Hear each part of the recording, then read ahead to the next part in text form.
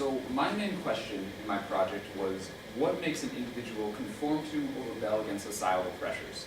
Why do so many people in society today act and think the same? So to prove my point, I'm going to use the example of our class, because if you look at us, we have all decided to conform today. We've all decided to sign up for AP Lit, we've all decided to come to class, and we've all decided to work on the same project.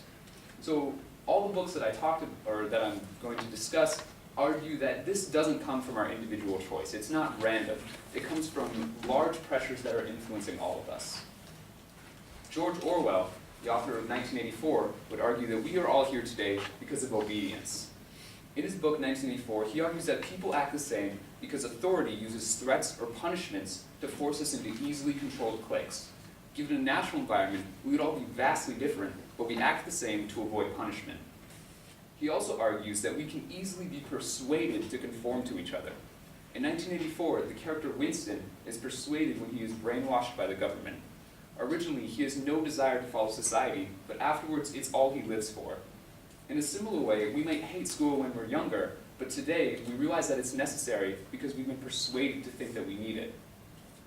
The main idea that George Orwell is discussing in his book 1984 is the idea that human beings don't want conformity.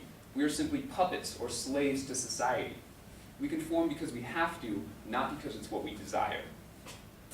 On the other hand, Ray Bradbury argues that we want conformity, that we desire it in his book Fahrenheit 451. When the character Montag offers his wife and children a chance to break out of the system and read poetry with him, they feel very uncomfortable.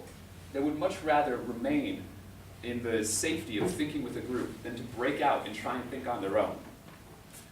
In this book and in this scene, Ray Bradbury is arguing that we aren't puppets, but we're sheep.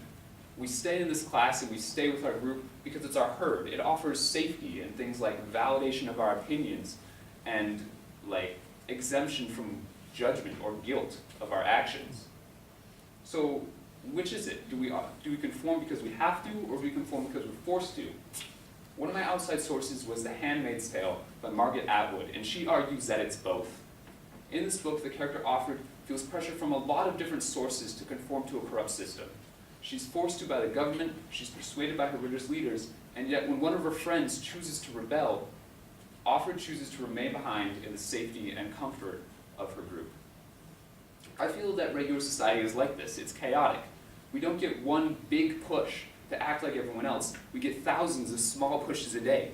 Some come from others, some come with threats or arguments, and some come from our own desire to belong and fit in. But the main thing that I took away from this project is the fact that we aren't where we are by accident. We aren't who we are simply because of us. Some people would argue that it takes individuals to make up and shape a society, but what I've learned from this project is that it's society that decides what the individual does. Thank you.